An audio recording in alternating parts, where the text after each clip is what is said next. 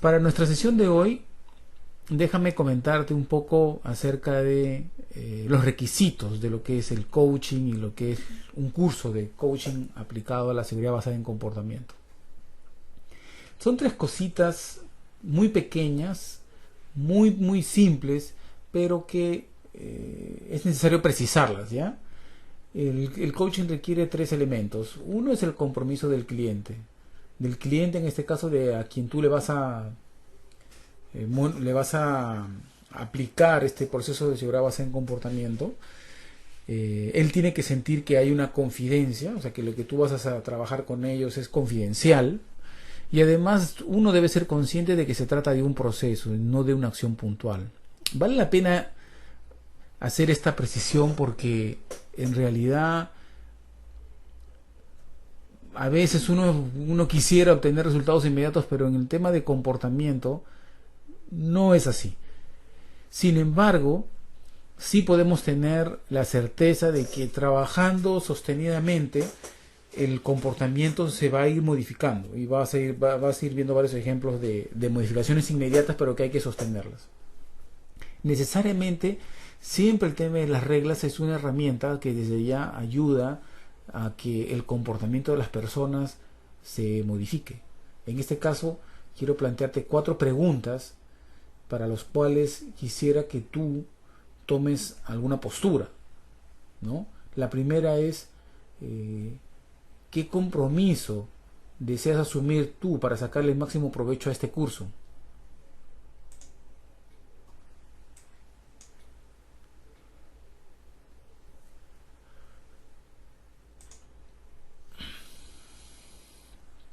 La segunda es qué reglas necesitamos todos, tú, el que habla, para estar conectados con este curso.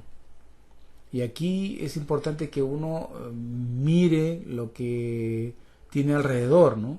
No te lo comenté al inicio, pero en estas capacitaciones que damos nosotros podemos monitorear si el participante está haciendo algo del otro lado del computador. O sea, aquí el mensaje nos da directamente. Entonces, a eso va la pregunta. ¿Qué reglas es la que tú quieres seguir para estar conectado con el curso?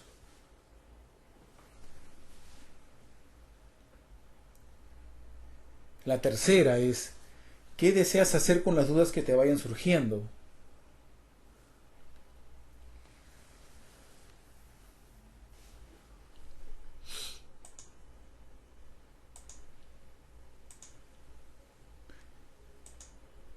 La cuarta, ¿qué necesita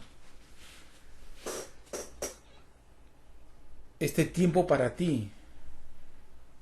Para hacer o decir antes de cada sesión y estar realmente presente aquí. Y cuando decimos estar realmente presente aquí, es con nuestros 5 sentidos, sin estar pensando en lo que sigue inmediato al curso, o que vaya a entrar una llamada, o un celular, o un mensaje de texto. Estas 4 preguntas lo que intentan es conectar a la persona que está del otro lado del computador con el tema del curso.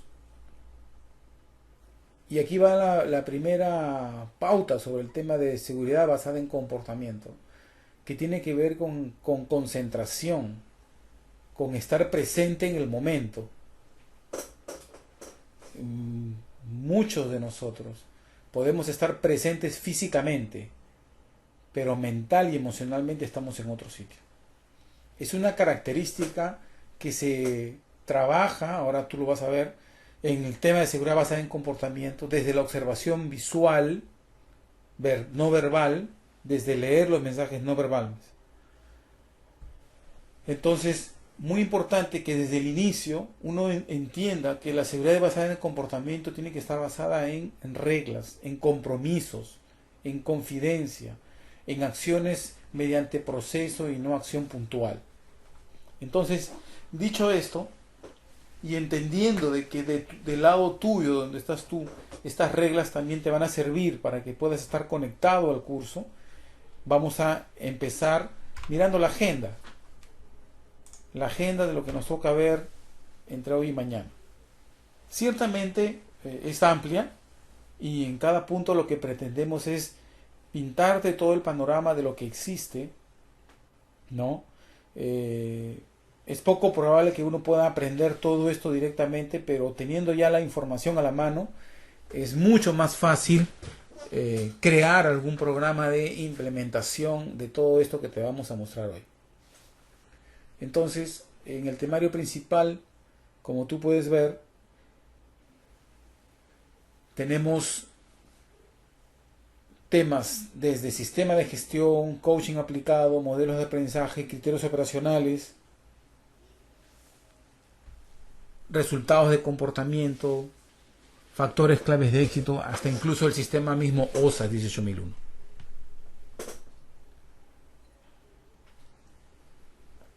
Si hay algo aquí que tú quisieras, digamos, que se toque en cualquier momento, por favor lo escribes y avanzamos. Vamos.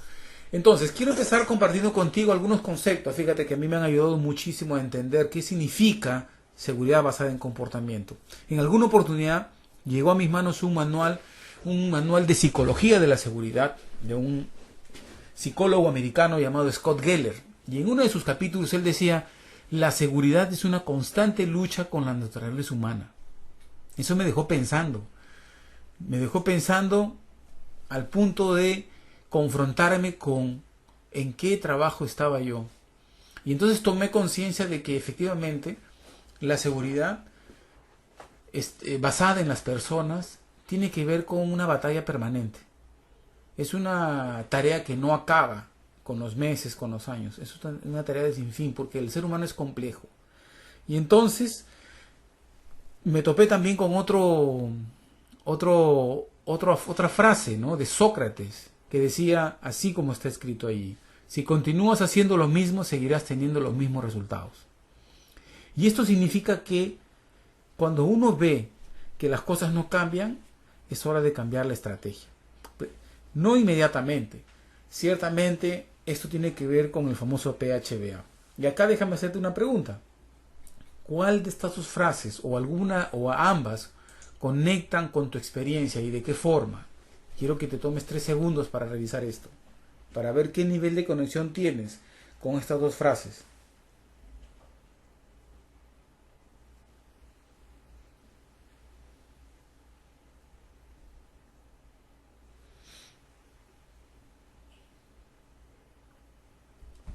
La segunda, exacto.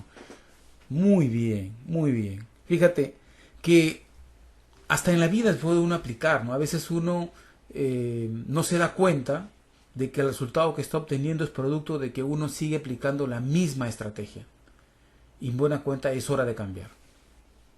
Y esto es lo que vamos a ver a lo largo del curso, cómo es que en ciertos momentos la lectura no verbal de los mensajes que dan las personas me puede permitir a mí tener una comunicación mucho más fluida y más asertiva con las personas. Para empezar, quiero un poco explicarte el modelo de gestión de OSAS aplicado al comportamiento. ¿Ok? Aquí puedes ver que tienes cinco grandes bloques OSAS, donde hay otros subelementos que son como 17 y 18, donde en cada uno de ellos podemos hacer uso del coaching. ¿Ok? Y eso es lo que pretendemos ahora mostrar, cómo en cada elemento puedo hacer uso del coaching. Para empezar, quiero enfocarme en lo que nosotros llamamos el diseño de programas para modificar el comportamiento. Y aquí hay dos esquemas. Uno ciertamente está enfocado en el azar, es en el sentido común, en lo que a veces nos parece que debemos hacer. Es como la figurita que presenta al hombre allí intentando darle en el blanco, y me lo puedo pasar así meses, años, tratando de hacer algo para modificar el comportamiento y no tener un orden. OSAS me permite a mí desarrollar actividades planificadas, no solamente a nivel de lo que llamamos control de riesgos, sino a nivel de definición de objetivos, responsabilidades, procedimientos, procesos y recursos. Y para eso usa muy bien el círculo de Deming, el PHBA. Yo le llamo esto círculo de mejora personal en realidad, ¿no? No solamente continuo, porque aplica a la propia vida. Y para modificar el comportamiento de las personas, nosotros tenemos que entender que el gran paso es planear acciones para modificar el comportamiento. Yo tengo un dicho aquí: un comportamiento modifica otro comportamiento. Y esto es así. ¿Por qué?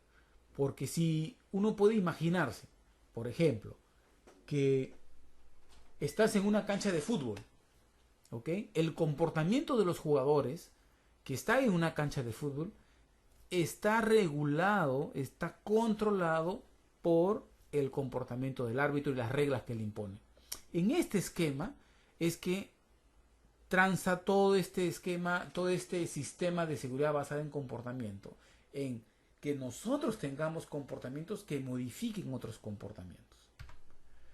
Y aquí, dentro de lo que es la fase de análisis de riesgo, fíjate que OSAS define tres elementos como el enfoque principal del sistema: la parte de peligros, la parte de riesgos y la parte de controles. En la parte de peligros hace referencia a tres elementos. Uno es la fuente, la situación y el acto con el potencial de causar daño. En la parte de acto, como bien puedes observar, entran las acciones de las personas.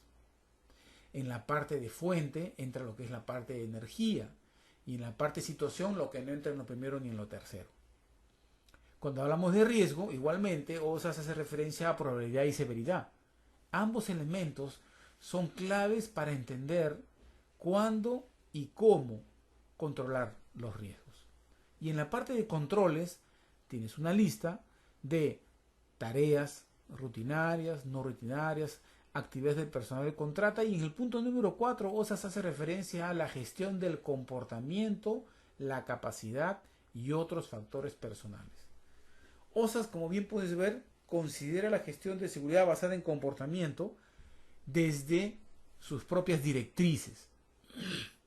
Entonces, lo que quiero es enmarcar la seguridad basada en comportamiento conectada con un sistema de gestión. Quizás tengan ustedes OSAS, quizás no, pero en buena cuenta, lo que muestra OSAS es que los principios se pueden incorporar a cualquier sistema de gestión, ¿no? Y ahí, como tú ves, tenemos 10 elementos adicionales que no son parte, digamos, de la explicación, pero que se muestran para que puedas ver cómo se encaja el tema de seguridad basada en comportamiento en OSAS, ¿no? Para no tener que inventarse otro sistema por ahí.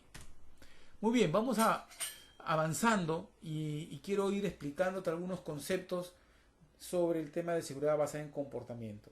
Hay una diferencia entre educar y entrenar. ¿Qué hay que hacer primero? ¿Ya?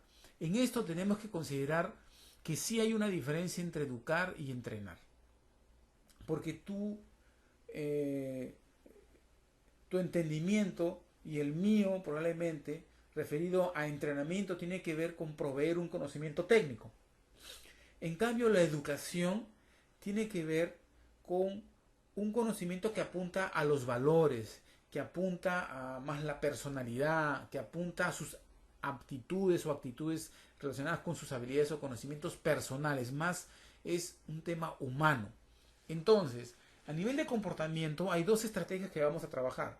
Uno es el entrenamiento de la gente, que modifica el comportamiento técnico, vamos a llamarlo así, y el otro es la educación, que modifica su comportamiento como persona. Por ejemplo, la obediencia, ¿no? La obediencia, la honestidad, el trabajo en equipo, o sea, son competencias, como le dicen, más blandas, ¿no? Ahí hay que educar. Ciertamente también se puede entrenar, pero más es la educación.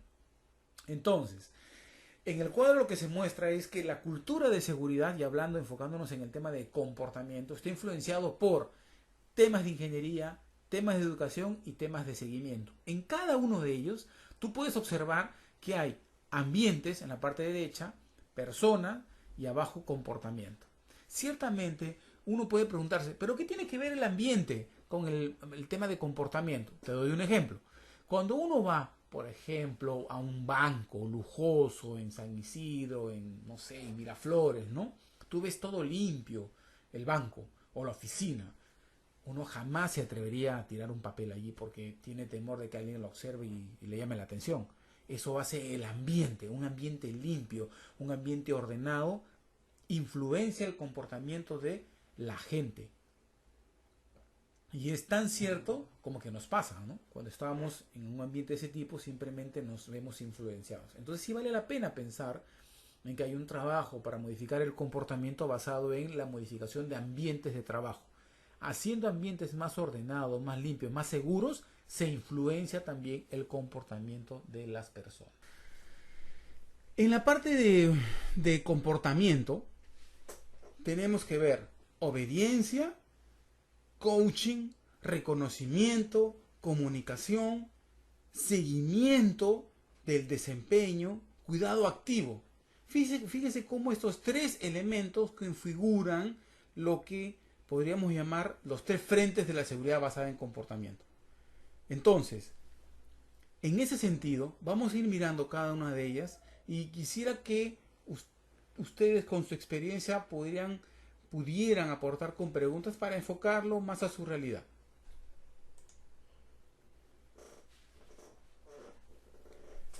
Las fases del crecimiento de un sistema de gestión de seguridad basada en comportamiento fundamentalmente está orientado a entender que hay un proceso de crecimiento.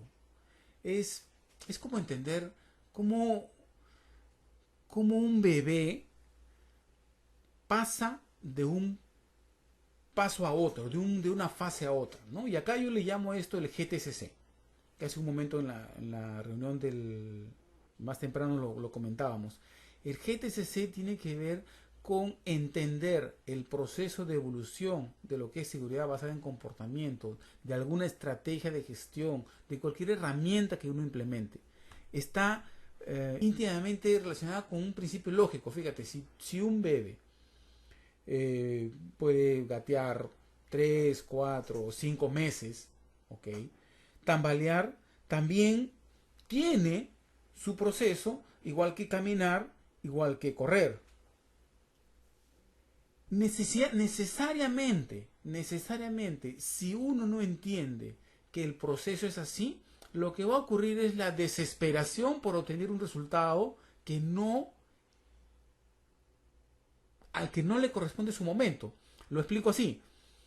Un bebé que necesita gatear entre 3 y 5 meses, si tú lo haces tambalear, o sea, lo paras, lo vas a atrofiar, lo vas a dañar. Ocurre exactamente lo mismo con este proceso de modificación del comportamiento.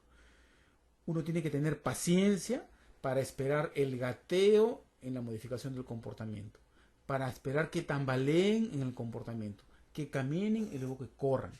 No se puede hacer todo a la vez. Es un error, un craso error, pensar que el comportamiento de las personas se puede modificar en cuestión de meses. No es correcto pensar así. Esto es muy similar a lo que ocurre con los niños. No todos los niños caminan al año. Algunos demoran más, otros lo hacen a los 9 meses. Es exactamente lo mismo. Las personas sufren modificación en su conducta dependiendo de sus personalidades, dependiendo del espacio, del ambiente que los rodea. Y pasan por estas tres etapas, de ser dependientes como organización, independientes a interdependientes. Usted va a ir viendo cómo este proceso puede ir acelerándose, sí, ciertamente, dependiendo de cómo el liderazgo también trabaje con ellos. Y entonces, el impacto en las intervenciones que uno puede tener tiene diferentes etapas, fíjese. En la columna de la izquierda seguramente es conocido, tenemos como una relación entre lesiones y cuasi accidentes, ¿no? Y haciendo este símil en la parte derecha, uno puede ver lo que podría llamarse como el triángulo del comportamiento, ¿ok? Hay cosas que yo puedo observar y hay cosas que no, donde puedo usar el coaching, ¿no? Lo que puedo observar, ¿qué cosa es? Es el comportamiento, los cambios en el ambiente de trabajo y el impacto sobre la reducción de las lesiones. Lo que no puedo observar y puedo trabajar con el coaching es las percepciones, las creencias, las actitudes, las intenciones. Puedo trabajar el conocimiento a través de la educación, puedo trabajar la participación de los mismos. Son cosas intangibles, pero que puedo trabajarlos con el coaching. Ahora vamos a explicar con un poco de paciencia más adelante qué cosa es el coaching.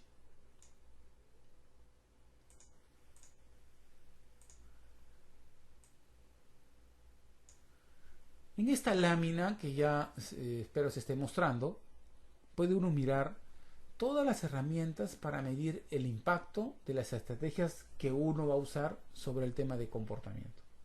Por ejemplo, en la primera, ¿qué medimos? Reducción de lesiones. ¿Cómo medimos? A través de reportes de accidentes, casi accidentes, costo de accidentes, temas netamente tangibles. ¿En qué cosa resulta? Tengo frecuencia, número de lesiones y gastos monetarios. Así en ese símil puedo ir bajando e ir reconociendo en dónde puedo aplicar el concepto de coaching, por ejemplo. Cambios en los ambientes de trabajo cuando estoy haciendo auditorías de orden y limpieza. Cuando estoy haciendo temas de comportamiento netamente, observación directa, coaching. Cuando estoy viendo el tema de aptitudes, percepciones, en las entrevistas, coaching. En evaluación de actitudes seguras, coaching. En el tema de conocimiento puedo aplicar coaching, cómo valorar el conocimiento. En el tema de opiniones también, coaching. Todo lo que está marcado en rojo, lo que está significando es que esta herramienta de coaching se puede usar allí. Y ahora vamos a ir viendo poco a poco cómo va desplegando esto. ¿Qué es lo que causa mayormente los accidentes? Las estadísticas a nivel nacional, por lo menos en minería y en otros sectores, muestran que los actos inseguros son los causantes del mayor porcentaje de accidentes. Seguramente en esta parte podemos reconectarnos con la frase de Geller, que era: la seguridad es una constante lucha con la naturaleza humana. Y efectivamente parece ser que es bien cierto que la naturaleza de los actos inseguros, la tendencia del hombre a hacer las cosas de manera más rápida, tomando atajos, es una lucha permanente. Entonces, dentro de las estrategias que vamos a mirar, hay que entender qué cosa es un comportamiento, ¿no? Y por dónde debo empezar a trabajar. Un comportamiento básicamente está enfocado en tres cosas que dan a luz el comportamiento o acto seguro o inseguro. Uno de ellos, el poder hacer, que le llamamos aptitud. Otro es el saber hacer, que le llamamos conocimiento. Y otro de ellos es el querer hacer, que le llamamos actitud. Yo puedo ver el comportamiento siempre que lo pesque, pero lo que sí puedo mayormente ver es el resultado del comportamiento, es lo que sucede, lo que ocurre, lo que deja el comportamiento que se ejecutó. Se observa generalmente después de los actos, ¿no? Entonces, en este esquema que está viendo usted en pantalla, tiene resultado de comportamiento, que es lo que yo veo que queda, el comportamiento, que es el acto que puedo pescar en su momento. Por ejemplo, para entendernos, un comportamiento es cuando yo veo que la persona se está colocando el cinturón de seguridad. Eso es un comportamiento. El resultado es cuando veo a la persona pasar con el cinturón ya colocado. ¿Cierto? Esa es la diferencia entre comportamiento y resultado de comportamiento. Estos dos elementos que están encadenados tienen la influencia de tres factores. El poder hacer, que tiene que ver con la capacidad física, mental, ¿no? La aptitud, como dices, eres apto. Aptitud tiene que ver con la palabra apto, ¿no? Aprobado físicamente, no tiene ninguna excusa, no tiene algún tipo de malformación o lesión o disminución de alguna capacidad física o mental. ¿Qué tiene que ver esto con comportamiento? Te voy a contar un caso. En algunas operaciones mineras, ¿ok?, hay túneles muy bajitos, ¿no? ¿Por qué? Porque los trabajadores de la sierra son bajitos. Entonces, existen registrados accidentes de personas que han sufrido lesiones a nivel de la cabeza, de la parte superior, por la estatura, ¿cierto? O sea, someter a una persona alta a una labor baja implica incrementar el riesgo de accidente. Y eso tiene que ver con la aptitud, con el apto. Entonces, a nivel ergonómico, fundamentalmente, lo que se evalúa es la persona adecuada al puesto adecuado para garantizar que la aptitud está conforme. También aquí entra el factor psicológico, vamos a verlo más adelante, cómo las evaluaciones psicológicas pueden determinar si la persona es apta o no apta para el puesto. Chequeado esto, determinado esto, que la persona es apta para el puesto, uno puede verificar el tema de conocimiento. ¿Sabe hacer su trabajo? ¿Conoce los procedimientos para los cuales ha sido contratado? Es una responsabilidad darle a las personas esa garantía de que saben todo lo que tienen que hacer. Y eso tiene que ver con el entrenamiento. También tiene que ver con la educación. Lo más importante y lo más difícil con lo cual luchamos todos los hombres de seguridad es con la actitud, con el querer hacer. Pero allí entra el coaching. Usted lo va a ver. Cómo trabajar la actitud. Es poderoso y es hermoso también cómo uno puede ir desarrollando una relación con la gente. Entonces quiero que usted recuerde muy bien el cuadro que le presento. ¿Ya? El comportamiento, si no lo logro pescar, lo puedo ver en su resultado. Y este a su vez está influenciado por tres cosas. Siempre que yo quiera trabajar un comportamiento, tengo que pensar en los tres elementos. Voy a trabajar primero la aptitud. O sea, puede hacer lo que le quiero, lo que le estoy pidiendo que haga de manera segura. Es un chequeo importante. Por ahí hay que empezar. Sabe hacer. Y aquí en el saber hacer, a veces podemos aterrizar en me han dicho que sí. No. No se trata de que me han dicho que sí. Se trata de ir a verificar registros de asistencia, de evaluación, porque muchas veces las capacitaciones terminan en un registro de asistencia y no en un registro de evaluación para medir la brecha que se ha cubierto. Entonces, muy importante entender que cada uno de estos elementos deben chequearse antes de llegar a trabajar el tema de la actitud, el querer hacer. En el tema del querer hacer están las creencias, sus valores, sus paradigmas, sus propios pensamientos personales, su falta de motivación, sus ideales, su propósito de vida, o sea, temas de familia, relaciones matrimoniales, hijos. Y ahí está mismo también el tema del error crítico, que lo vamos a ver con el programa Safe Start. Muy bien. Y efectivamente, pues eso no es observable, ¿no? Lo que sí puedo observar es el comportamiento y el resultado de comportamiento. Muy bien. Quiero estar seguro que estoy avanzando bien. ¿Tienen alguna pregunta, por favor? Con toda libertad, Edgar o Fernando, la colocan, levantan su mano, como prefieran. Avanzamos.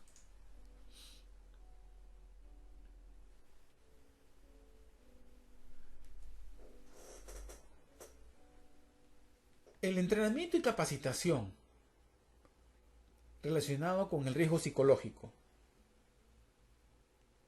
Fíjate ese cuadro.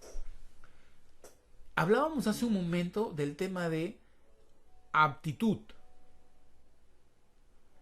Y tiene que ver con tres categorías. Esta estadística que le mostramos aquí tiene una base real. Es de una empresa que implementó un proceso de evaluaciones psicológicas para sus trabajadores, que al cabo de unos años, cuando yo dirigía el departamento de seguridad, hicimos un balance, ¿no?, de todos los que se habían accidentado. Decidimos hacer una evaluación de cuál era el perfil de estas personas que se habían accidentado. Y lo que resultó era que entre el 60 y 70% de estas personas estaban ubicadas en la categoría 2 y 3. La categoría 2 y 3 tiene que ver con que estas personas no eran aptas para el puesto o eran aptos parciales, o sea, cumplían parcialmente el perfil.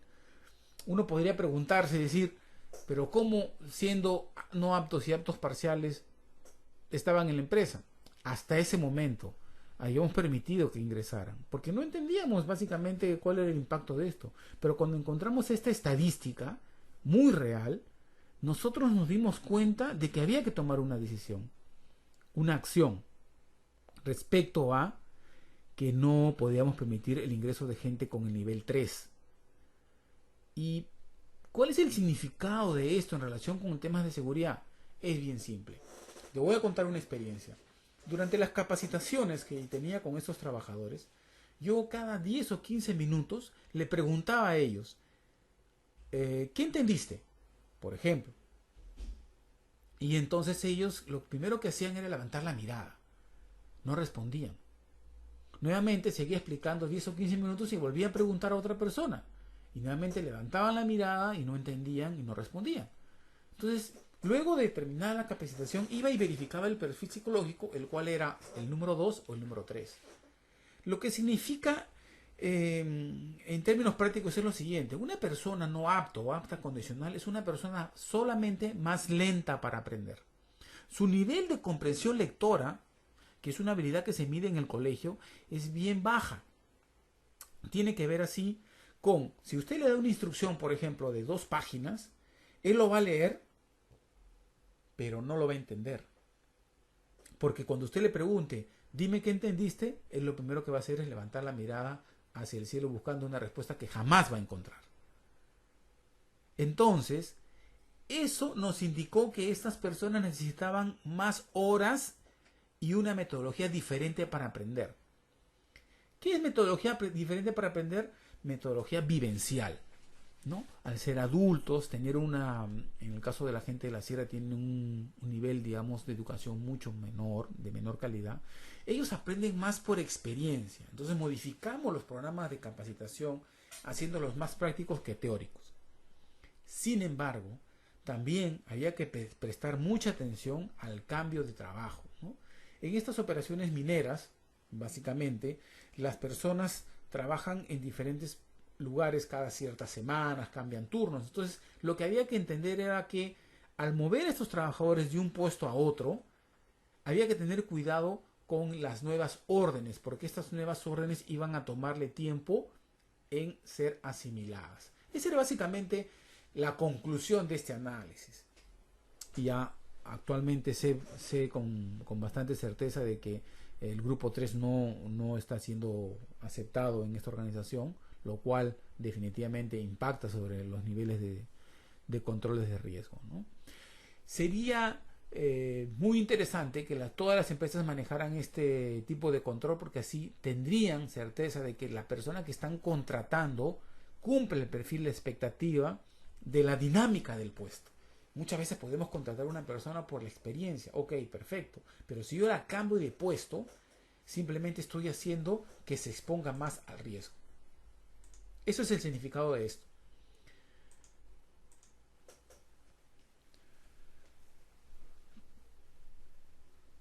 Como bien lo habíamos mencionado hace un momento, fíjese el cuadro aquí.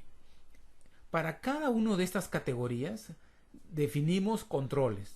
Por ejemplo, para el apto, que tiene un riesgo medio o bajo, por justamente cumplir el perfil, definimos capacitación, coaching permanente, feedback, promociones, reconocimientos para sostener su comportamiento seguro. Para el apto condicional, que tiene un riesgo un poco mayor, alto o medio, definimos un cuidado con la asignación del puesto de trabajo. O sea, cada vez que íbamos a asignar a un apto condicional a un puesto, había que evaluar el nivel de riesgo del puesto. También había que incrementar más horas que el apto, porque este señor es más lento para captar. Y todo lo demás de la misma manera.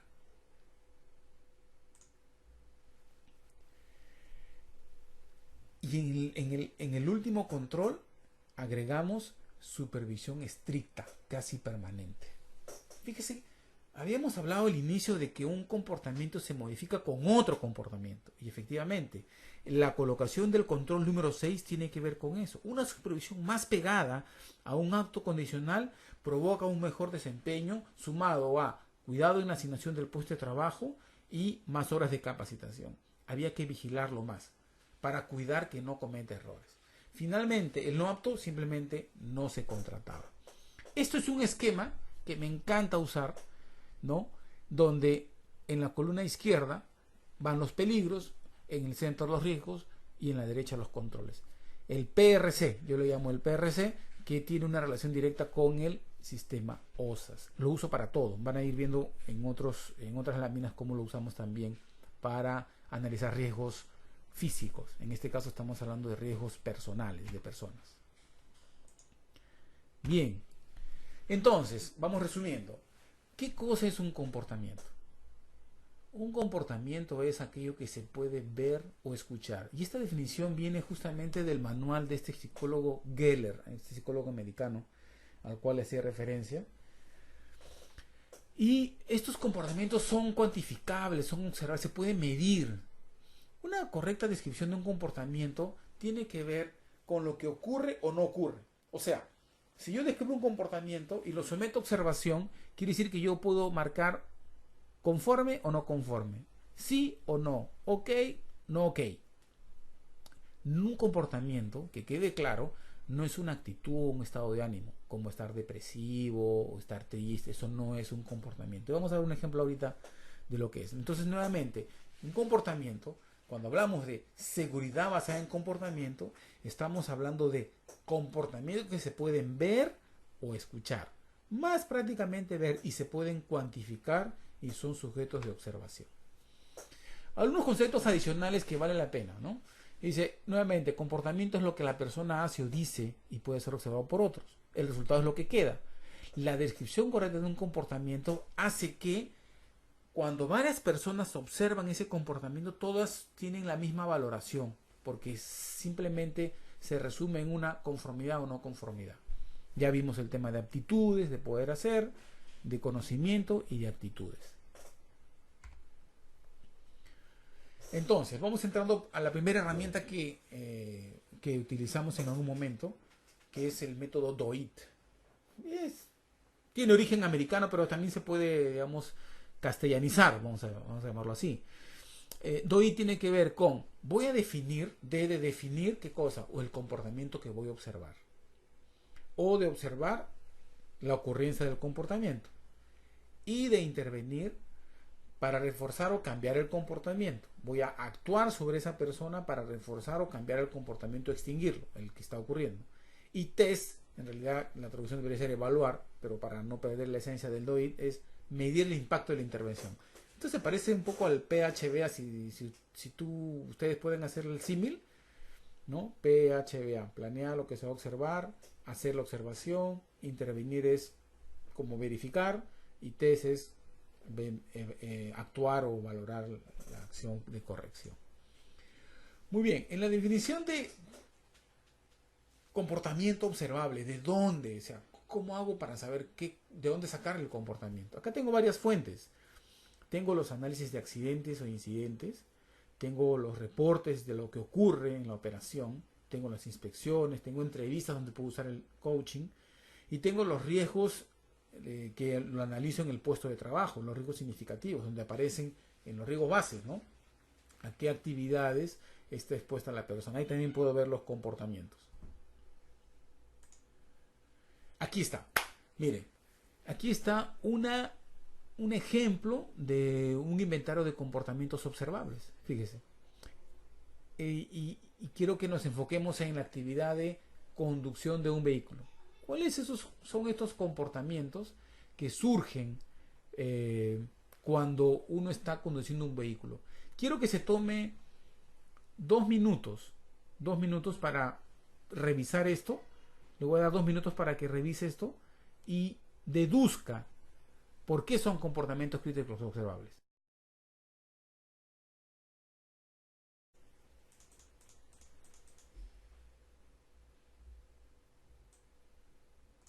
Bien, avancemos entonces. Fíjate. Puede observar que hay palabras que están en rojo, lo cual implica justamente que el comportamiento empieza con un verbo. Un verbo asociado a una situación y una descripción del momento. ¿Qué, cuándo o dónde? En el primero, por ejemplo, usa cinturón de seguridad durante la conducción de un vehículo. Es la actividad que estamos evaluando. El de abajo dice, activa la luz direccional. Fíjate, 30 metros antes de doblar. Uno podría, voy a hacer un ejercicio aquí, para ver si yo podría tachar esto, fíjese. Podría tachar esto, así, ¿no? Y quedarme con este comportamiento. Activa la luz direccional. este comportamiento descrito está flojo porque no sabría yo cómo valorar si activó correctamente o no la luz direccional si es que no coloco 30 metros antes.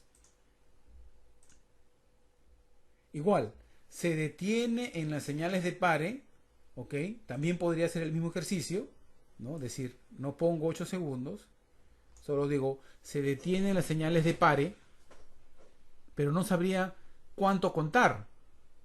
Entonces, es muy importante que entendamos que los comportamientos observables se describen de manera completa indicando lugar y tiempo. Acción, lugar y tiempo. Miramos la siguiente, que dice, conduce a no más de 60 km por hora, misma característica.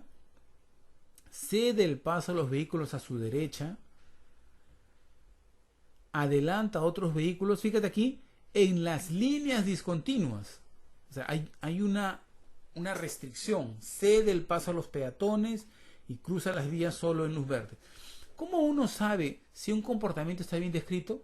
Porque cuando somete este comportamiento observable a varios observadores, todos dan la misma valoración. Ahí uno se da cuenta de que el comportamiento ha sido bien descrito. Y hagan la prueba. Usted va a recibir material, puede usar esta misma lista, ¿no? Y va a ver de que la valoración va a ser exactamente la misma. Le doy otro ejemplo. Y siempre lo pregunto así, le digo a los participantes de la capacitación, ¿qué clase de chica te gusta a ti? Entonces unos dicen, a mí me gustan altas, flacas, a mí me gustan más o menos gorditas, siempre responden así. Entonces le digo, bueno, les pongo no sé, a Gisela Barcalce, le digo.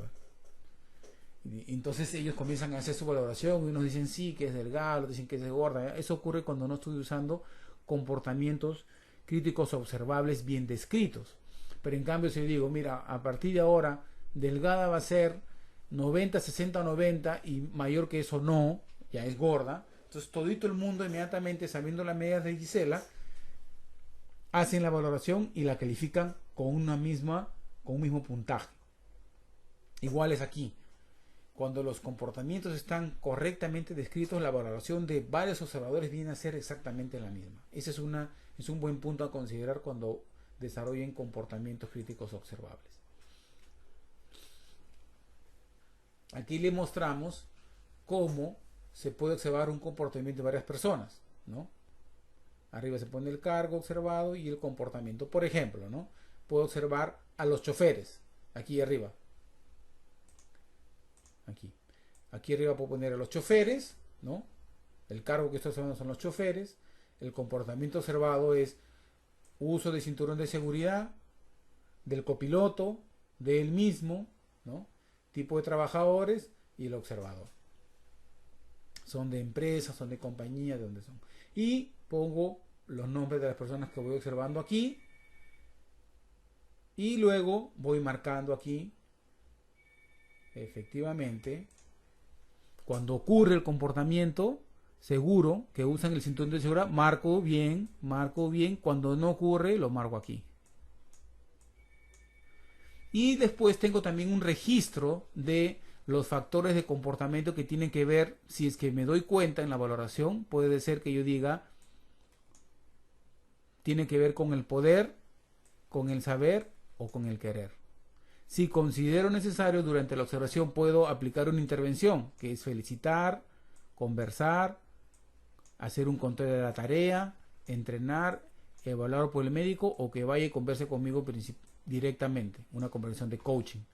Esta es una forma de medir. Recuerden que el comportamiento tiene que ser medible, ¿cierto? Y yo tengo que poder observarlo y medirlo. Entonces, esta ficha está diseñada para que yo pueda observar varias personas con un tipo de comportamiento, si seguro o no seguro, ver cuál es el factor implicado y qué intervención le puedo dar. Con esto, con una serie de conformidades y no conformidades, yo obtengo acá un porcentaje, una cantidad aquí y un porcentaje de comportamientos seguros. Generalmente debemos medir el comportamiento en un porcentaje positivo, o sea, de conformidad, de seguridad, no de inseguridad, ¿no? Tenemos que tender a ser positivos. Esta es una ficha bien interesante que me permite medir, como habíamos dicho, un comportamiento en varias personas, porque a veces nos vamos a topar con que realmente hay un comportamiento común en muchos trabajadores, ¿ok? Otras veces podemos toparnos con, en la siguiente ficha vamos a mirar, aquí está, vamos a borrar aquí, listo.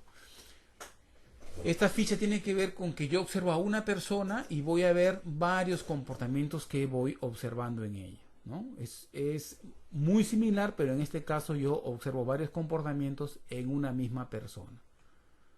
Igual obtengo un porcentaje aquí de comportamientos, acaban los comportamientos y aquí está la persona, el cargo y el procedimiento que tiene que ver con los comportamientos que voy a observar aquí.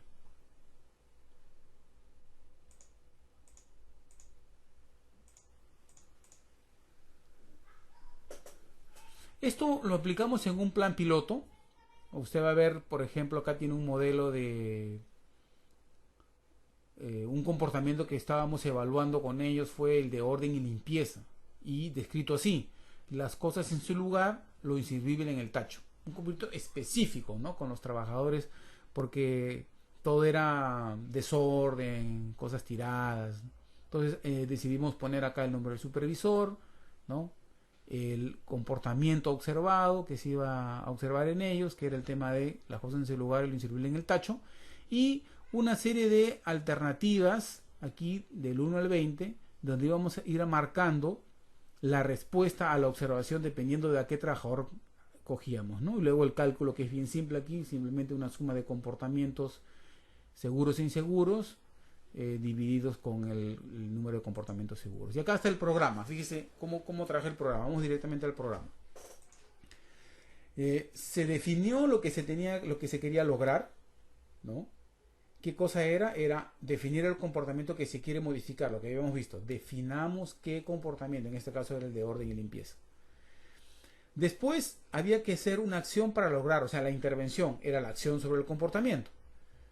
Inmediatamente evaluar el nivel de logro, o sea, el impacto de la intervención, y finalmente cambiar lo que se hace hasta lograr el estado deseado, o sea, modificarlo hasta que logremos el comportamiento.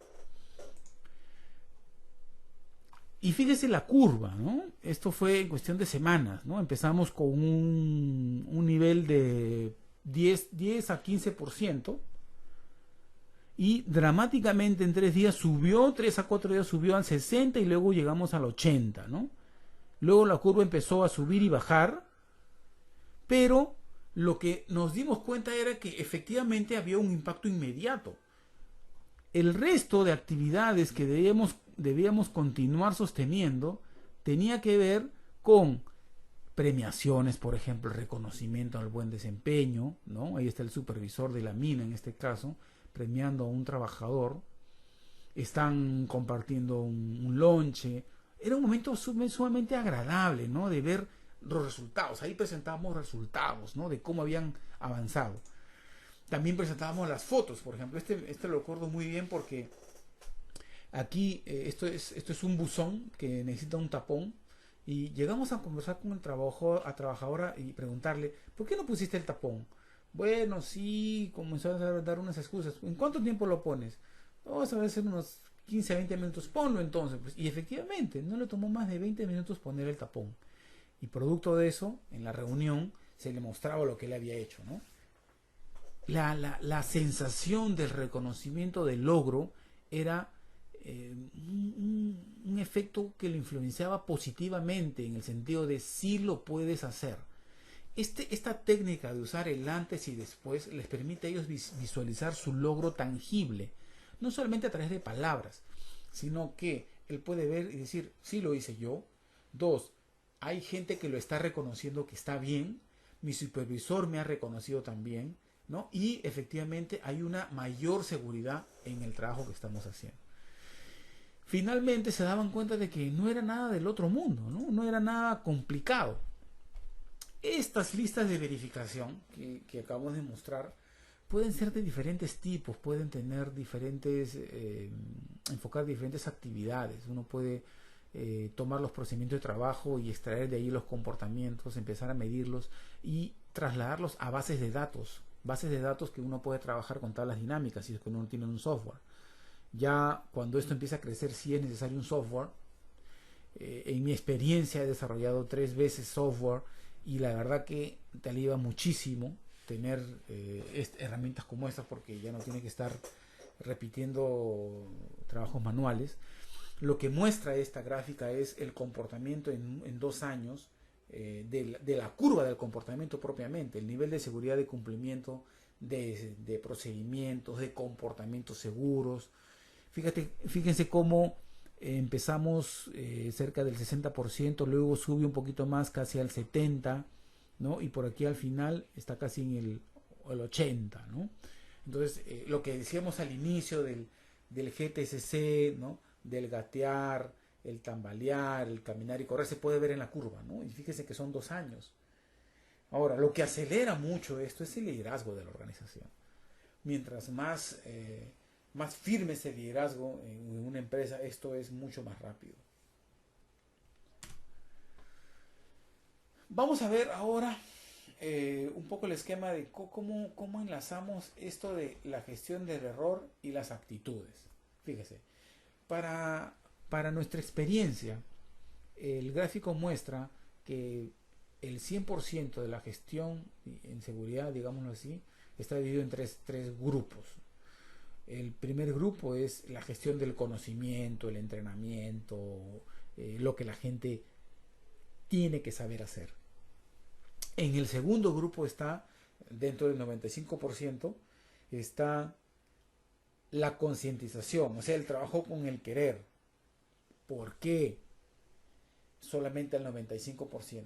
Porque el 5% restante está el error humano. ¿Cómo? La gente dirá, ¿error?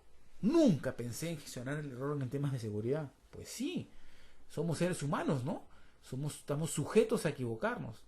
Bien, existe en el mercado, y probablemente ustedes lo conozcan, un programa llamado SafeStar. Este programa llamado SafeStar justamente está diseñado para trabajar los estados y errores críticos en las personas en combinación con la ocurrencia de accidentes. Y quiero tener una aclaración en esto, ¿no? Lo que vamos a presentar aquí no es el programa SafeStar completo. ¿Por qué? Porque el programa SafeStar es un programa certificado que toma 5 semanas de entrenamiento, ¿ok? Está licenciado. Nosotros lo que hacemos acá es introducirlos en la herramienta para que sepan de su existencia, para que sepan que existe esa herramienta. Entonces, vamos a hacerle una introducción y un pequeño ejercicio para que vean cómo funciona. Dentro del tema de el error crítico, tenemos los estados y los errores propiamente. Entonces, SafeStar lo que plantea es que hay una conexión directa entre estado y error, ¿no? Los estados críticos, según plantean ellos, han sido analizados a lo largo de 3 etapas: trabajo, calle y hogar. Y han analizado una serie de comportamientos y han encontrado que muchos de ellos tienen que ver con la ocurrencia de prisa, estados de prisa, fatiga, frustración y complacencia. Vamos a aplicar cada uno de ellos. ¿Alguna vez le ha pasado que se ha olvidado la llave dentro del auto? ¿Alguna vez le ha pasado que se ha olvidado un documento en la casa y ya estaba en la oficina y ha tenido que regresar?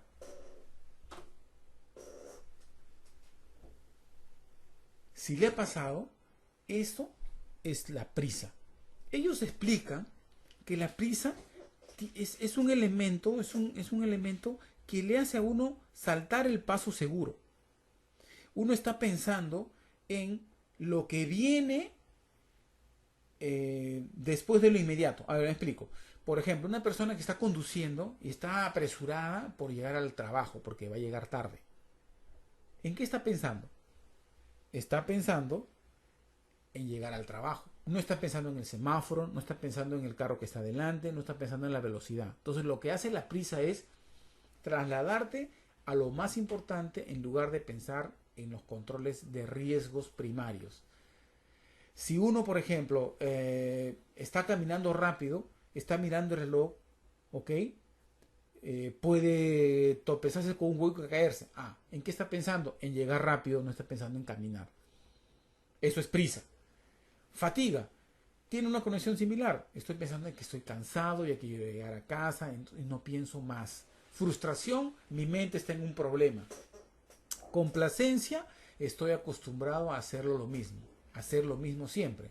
Por ejemplo, estoy caminando por una escalera y tengo la costumbre de siempre bajar leyendo el celular. Se han dado cuenta que hay muchas personas que ahora conducen con el celular en mano, chateando. Si ustedes prestan un poco de atención, va a haber bastantes personas que mientras el vehículo está avanzando están chateando. Eso es complacencia. Ya se están acostumbrando a trabajar así, a trabajar, a conducir, a caminar, a hacer cualquier actividad. Entonces, esos 5 estados críticos están presentes durante la ocurrencia de un accidente, pero en la medida que van a provocar un error crítico. O 4 juntos. ¿Cuáles son los errores? Ojos no en la tarea, mente no en la tarea, entrar o permanecer en la línea de fuego, perder el equilibrio, tracción o agarre. ¿Cómo se explica eso? Cuando la persona está apurada, no tiene los ojos en la tarea de riesgo, ni su mente en la tarea de riesgo. Ejemplo, la persona está conduciendo rápido al trabajo. ¿En qué está pensando? En llegar rápido al trabajo. O sea, no tiene la mente en la tarea de conducir. Y los ojos probablemente los tiene mirando el reloj, mirando hacia adelante y no mira hacia arriba el semáforo, errores clásicos. Y eso puede hacer que él entre en la línea de fuego. Ahorita vamos a mostrar la figura de qué cosa es la línea de fuego. Fíjense. Aquí está. En realidad esto es parte de un taller que ustedes van a tener para poder practicar y tener una mejor experiencia de la herramienta. Pero fíjese por ejemplo aquí en esta persona, la primera persona. Voy a tomar el lápiz, pluma. Aquí está la flecha. Aquí, ¿a dónde está mirando la persona? Hacia su derecha. ¿Dónde está la línea de fuego? En esta proyección, justo sobre su pie. La pesa sobre su pie. Esta persona no tiene los ojos y probablemente la mente en la tarea que es sacar la pesa, ¿cierto? Y probablemente la combinación de este acto, que puede ser que ella esté en prisa, frustración, que es algo que no se ve, generalmente esto es muy personal, lo que se ve son el error que va a cometer. Producto de ese error, la pesa caiga sobre su pie. Veamos otro ejemplo. Aquí, por ejemplo. Esta persona, figura número 8. ¿Qué está haciendo? Está leyendo y caminando a la vez por las escaleras. Entonces, no tiene los ojos definitivamente en la tarea. No tiene los ojos porque está mirando parece una revista. No tiene la mente porque está pensando en otra cosa. No entra en la línea de fuego, no hay esta línea, pero sí puede perder el equilibrio, tracción o agarre. ¿Se da cuenta? Si vemos aquí, por ejemplo, el motociclista, ¿no? La figura número 4, no sabemos si tiene los ojos simplemente en la tarea, no lo sabemos, esto sí es una incógnita aquí, pero lo que podemos ver es que hay una línea de fuego proyectada, ¿no? Ahí está la línea de fuego, puede chocar o atropellar a alguien, entonces sí podríamos marcar aquí. La línea de fuego generalmente no se puede proyectar, ¿no? No es una línea necesariamente visible, es invisible, pero se puede proyectar. Acá, por ejemplo, en el caso del vehículo, el número 5, ¿no? También está, fíjese, ahí está la línea de fuego que está cayendo y hay otra que es de pase. Son dos líneas de fuego, o sea, marcaríamos aquí.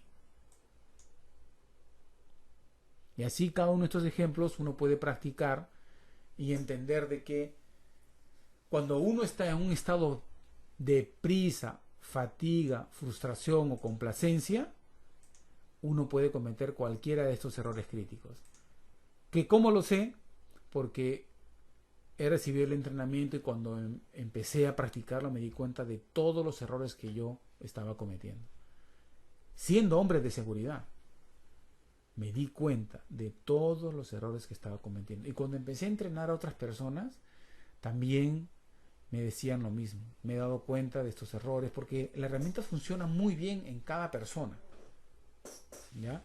Empieza por la parte personal. Ciertamente el externo puede observarte, pero trabaja mucho en la parte interna después del entrenamiento porque le ayuda a uno a reconocer los estados críticos bajo los cuales uno puede estar sujeto. Bien, antes de pasar al tema de coaching, quisiera ir sondeando para Edgar y Fernando, si nos están escuchando aún, si tienen alguna pregunta relacionado con lo que acabamos de pasar.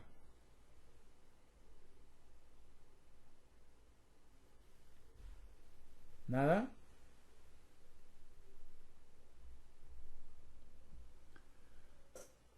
Todo claro. Qué bueno, Fernando. Eres un excelente alumno. No puedo decir de excelente maestro, pero de excelente alumno, excelente alumno. Bien, Edgar creo que se nos fue. Déjame confirmar si estamos en línea con él o algo ha pasado con su conexión.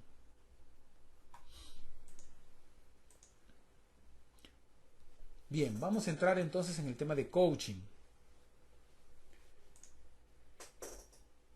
El coaching en realidad pues es un proceso creativo donde estimulamos mucho la creatividad de la gente, ¿no? Y permite maximizar el potencial de las personas. El coaching se aplica no solamente a la seguridad, se aplica al desarrollo profesional, personal, a parte familiar, a parte de los niños, a la parte pedagógica, el entrenamiento, ¿no? Se trata siempre de una relación, ¿no? Que tiene que incluir necesariamente un acuerdo comercial. Comercial significa de que hay una necesidad de cumplir con algo. Es muy particular el tema de coaching, porque si no hay esta relación se pierde todo interés. Entonces, si hay una relación de obligación mutua, tiene mucha fuerza, mucho poder. Y como habíamos dicho al principio, tiene tres compromisos, tres requisitos. Es compromiso del cliente, o sea, compromiso del cliente es la persona con la cual voy a trabajar, es confidencia del coach y que sea un proceso y no una acción puntual.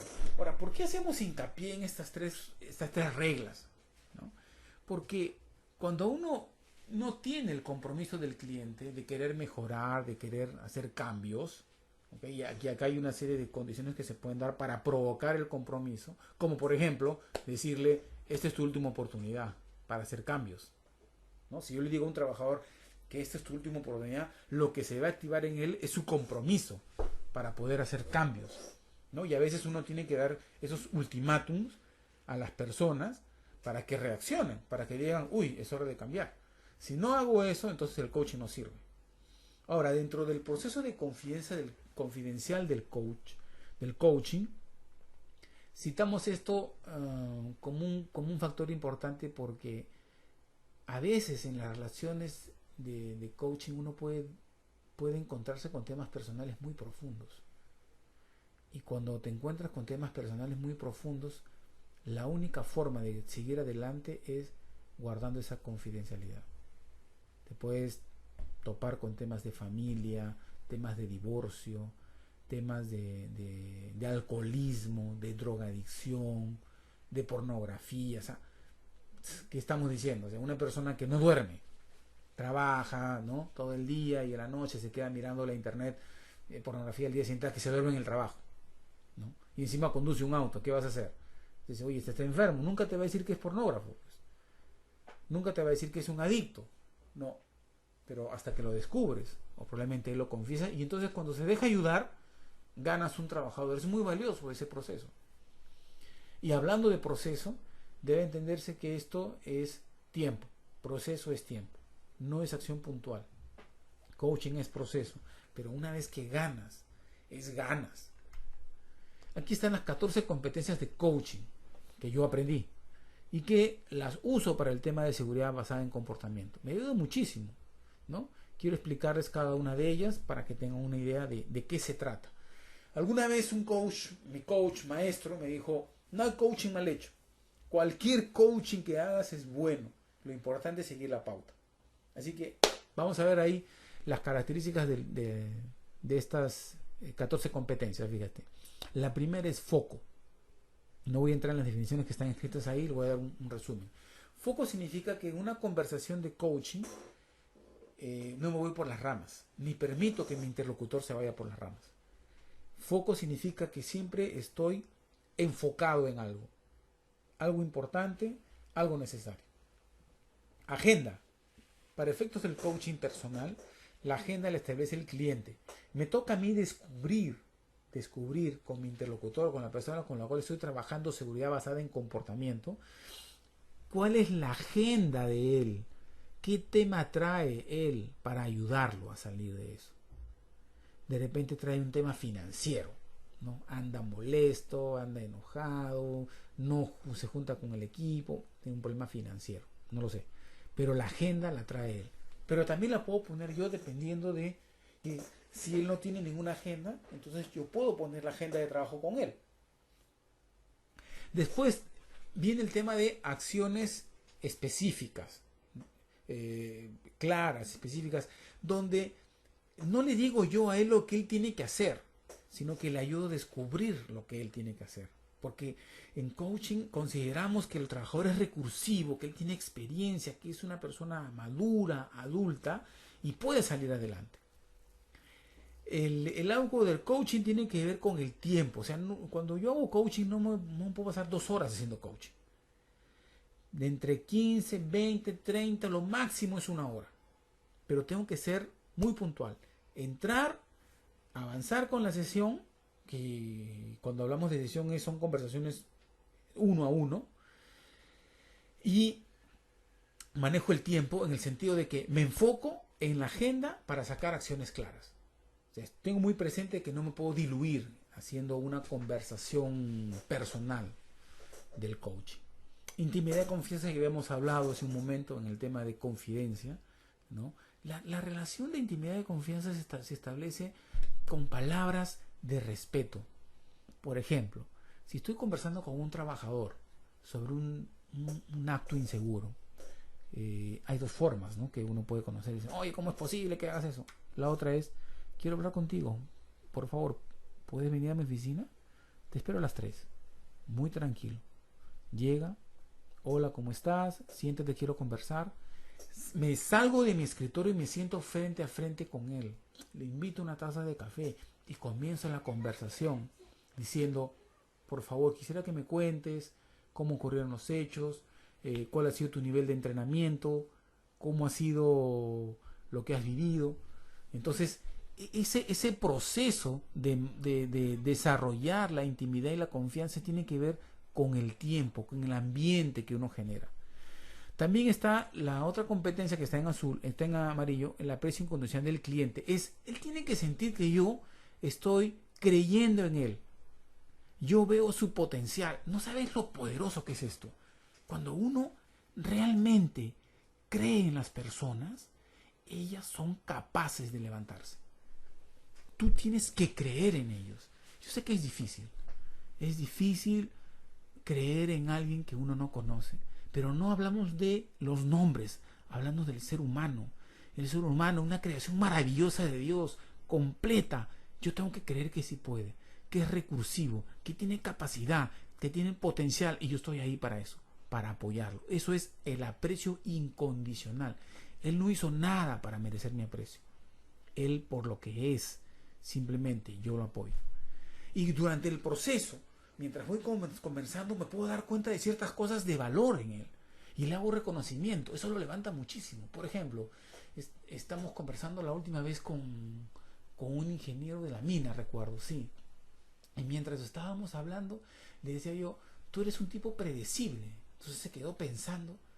Digo, sí, porque tú, cuando quieres decir algo, empiezas con la palabra, por ejemplo, me retracto o me permites decir algo. Entonces él se dio cuenta de que era un tipo predecible, pero es bueno, le digo, porque así tu comunicación fluye. Entonces, y él levantó, parece que nunca le habían dicho eso, se sintió diferente, vio una actitud distinta en él. Eso también tiene que ver con la espontaneidad, con ser flexible, no tan rígido, ¿no? Que sea una conversación que fluye, no un interrogatorio, porque hablando de coaching hablamos de preguntas poderosas, una conversación que fluye en medio de preguntas abiertas. La competencia número 5 en la franja amarilla dice, escucha lo que no dice, lo que dice y no dice. Generalmente las personas presentan una interacción verbal y gestual. El coach lee lo que la persona no dice. Lee, por ejemplo, cuando te preguntan por un postre. ¿Qué tal? ¿Te gustó el postre tal? Y dice, sí, sí, estuvo rico. Dice, en su texto, en su, en su, en su, en su tono de voz se nota algo que no está diciendo en sus propias palabras. Eso es leer lo que no se dice. Es más, los gestos también dicen muchas cosas. Durante las sesiones de coaching también se pueden ver el tema de las preguntas poderosas, ¿no? Preguntas abiertas que ayudan a descubrir, preguntas curiosas, preguntas que a veces uno podría decir hasta son preguntas tontas. Por ejemplo, ¿cuál es tu trabajo? Yo trabajo en la organización y él me pregunta ¿cuál es mi trabajo? Sí, quiero saber cuál es tu trabajo. Quiero que tú me digas cuál es tu trabajo. La comunicación abierta y directa, cuando hay un impacto positivo, hay una asertividad en las cosas que se dicen, puede provocar ciertos movimientos serios en las personalidades de las personas, porque como el caso que contaba hace un momento, tú eres una persona predecible, decía este amigo, y a él nunca le habían dicho eso. Eso le permitió a él reconocerse y decir, oye, ¿cómo va a ser tan predecible?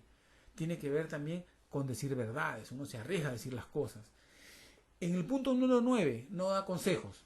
No dar consejos significa no decirle a la gente las respuestas acerca de lo que tiene que hacer, sino permitir que su recurso propio, su experiencia, lo lleve a descubrir sus propias soluciones, a encontrar alternativas, que las pueda valorar, que pueda él trabajar en el desarrollo de soluciones, ¿no? Eso muchas veces lleva a la persona a tomar conciencia. ¿Cómo me doy cuenta que la persona toma conciencia? Cuando dice palabras como, por ejemplo, verdad, cierto. Entonces eso indica que esa persona descubrió algo. Ahora, antes de darte un ejemplo, quiero que nuevamente te tomes 2 minutos para, con la pantalla, si son varios, evalúen cómo están en estas 14 competencias, ¿no? Ahí está la valoración del 1 al 10 para que tengan un ejercicio. Si quieren lo compartan o pregunten algo. Les voy a dar 2 minutos. Bien. Si no han terminado, continúen mientras les voy contando el siguiente caso. Cómo aplica el tema de coaching a la seguridad. En alguna oportunidad desarrollamos un taller con un grupo de supervisores en una mina y juntamos a todos los supervisores más altos y su gerente de operaciones.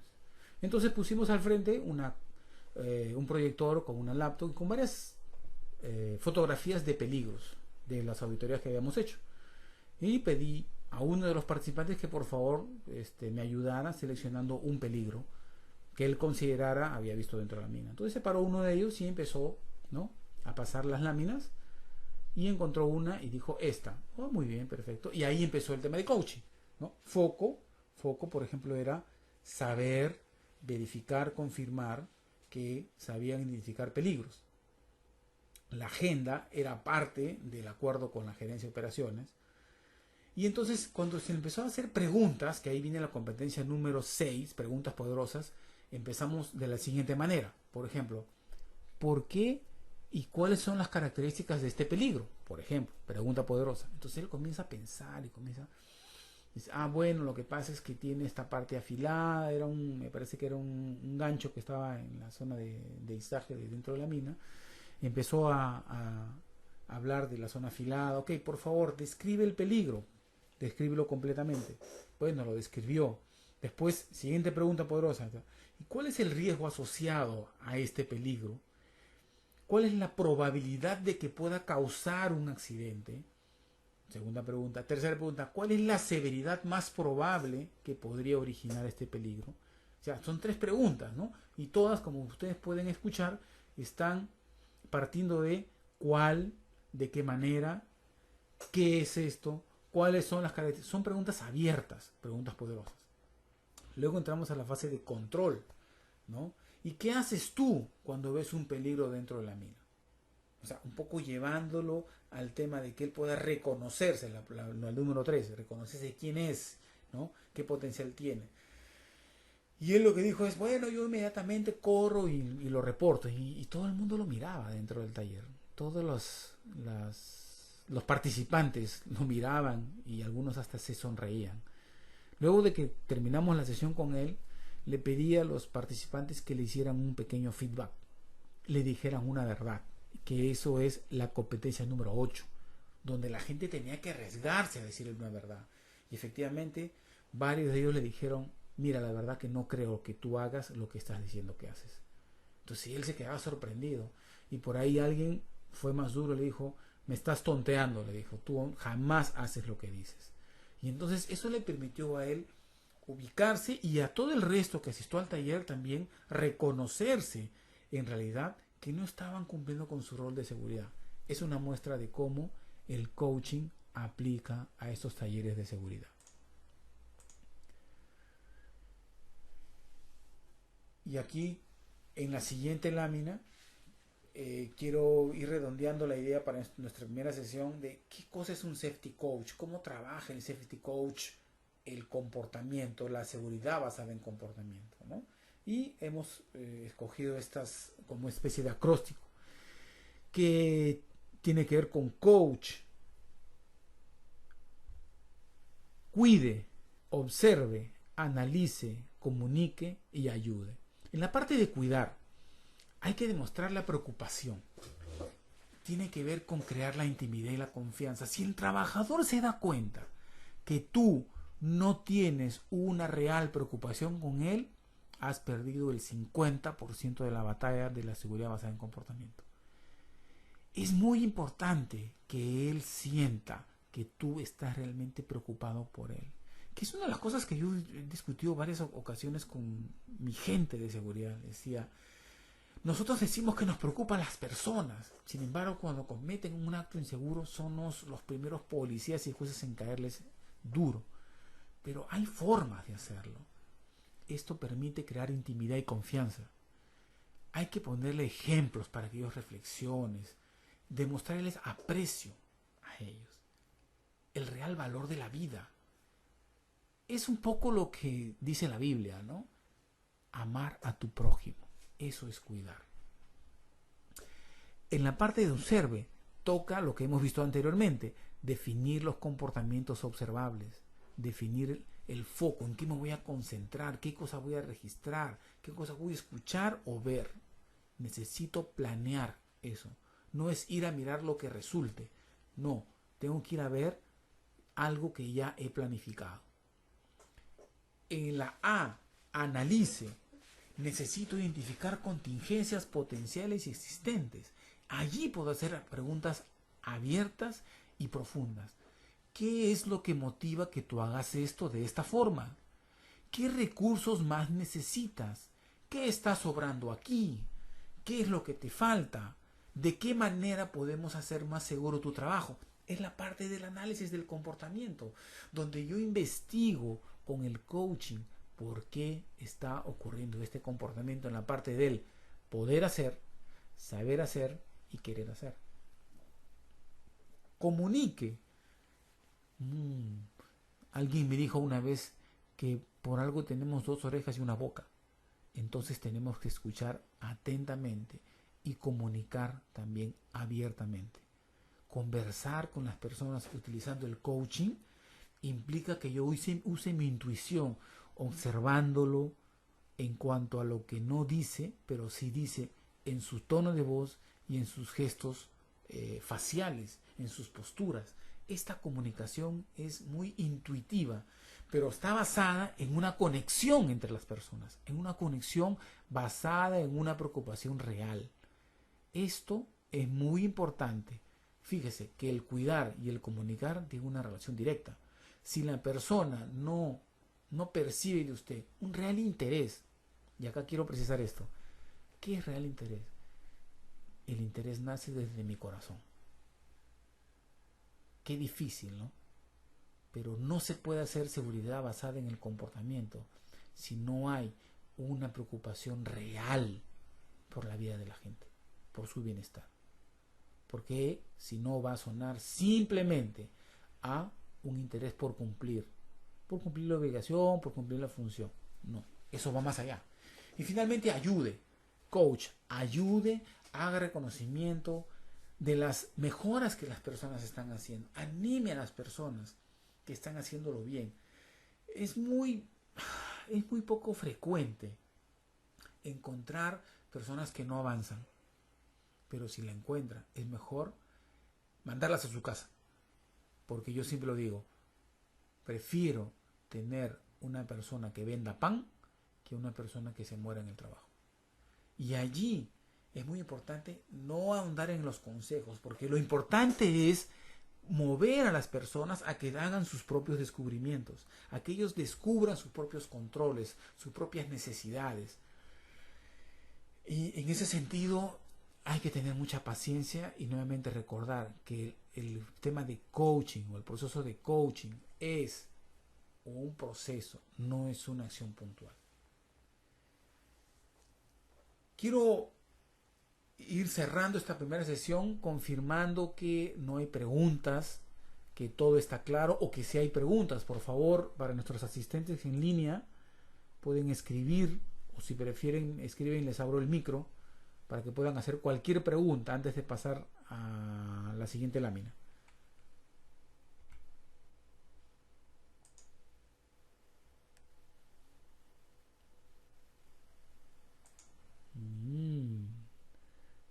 No tenemos preguntas. A ver, Edgar, por favor, adelante. ¿Quieres escribir o quieres quitar el micro? No lo sé. A ver, voy a intentar abrir el micro.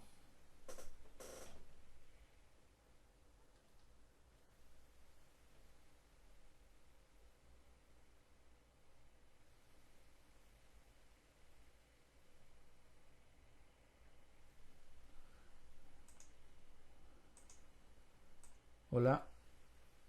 Ahí está. A ver.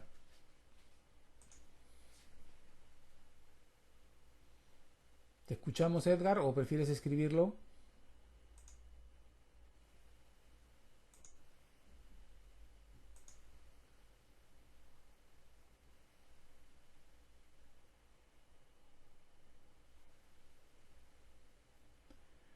Bueno, mientras esperamos que Edgar haga su pregunta o la consulta, quiero recordarles que mañana tenemos la segunda sesión de seguridad basada en comportamiento y en realidad podrían ser muchas más sesiones. Lo que estamos haciendo es dar lo más importante y conforme surjan más necesidades nosotros vamos introduciendo más temas, más novedades, más cosas que vamos teniendo en nuestra experiencia también.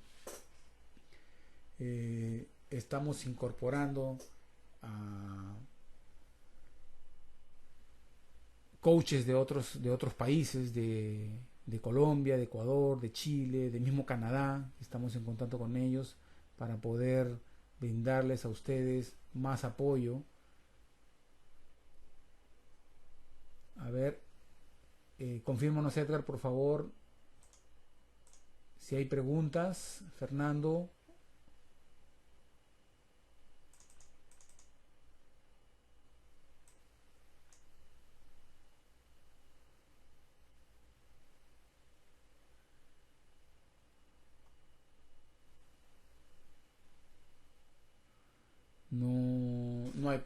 Aquí está la primera pregunta, a ver.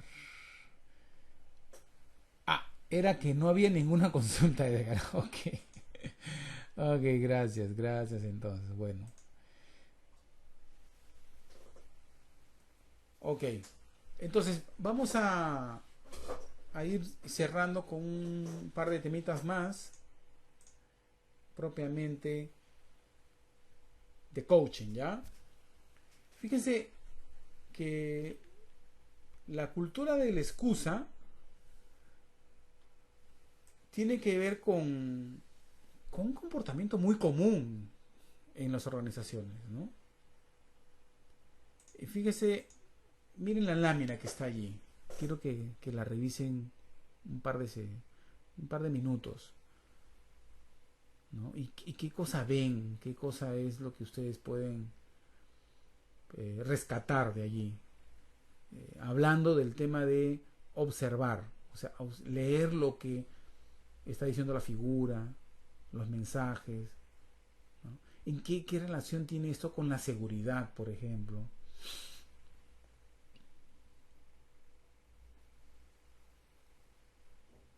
Ajá.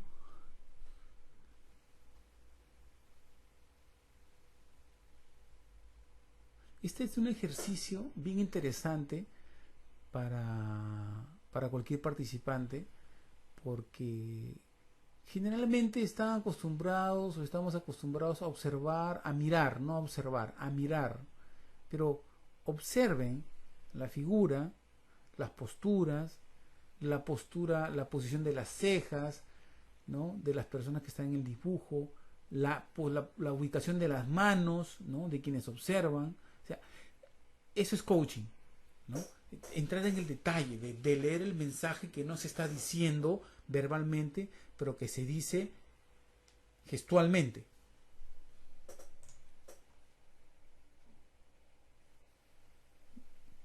Así es, Edgar. Muestra indiferencia, sí. ¿Cuál es? Ahí hay un globo ahí, hay un mensaje ahí que no le he mostrado todavía, pero quiero preguntarles qué cosa creen que está en el mensaje. ¿Qué cosa es lo que va a aparecer? Porque ahorita va a aparecer el mensaje.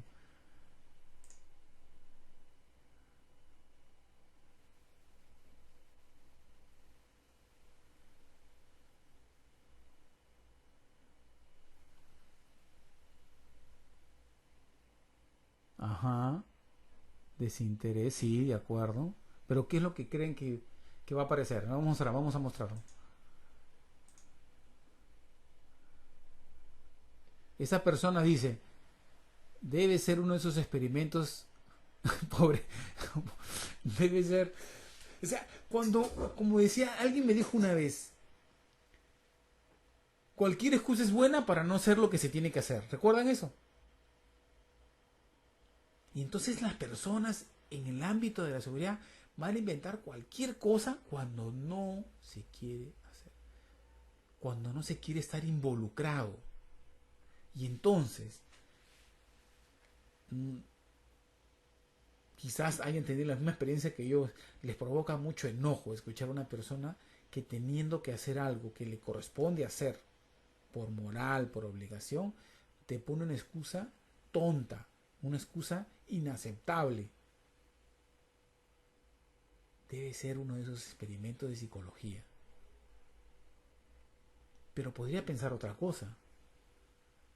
Podría pensar, lo asaltaron, sufrió un paro cardíaco, se desmayó. Pero la excusa tiene que ver con el no involucramiento. Y aprendamos acá a reconocer algo dentro de nuestras organizaciones, ya a nivel de seguridad. Cuando alguien no quiere hacer algo de seguridad, lo que está haciendo es ponerme una excusa para no involucrarse. Y entonces ese mensaje es, ¿qué tengo que trabajar primero?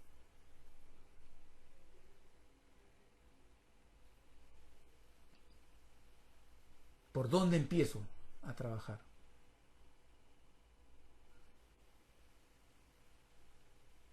Por el involucramiento, por la participación de la gente.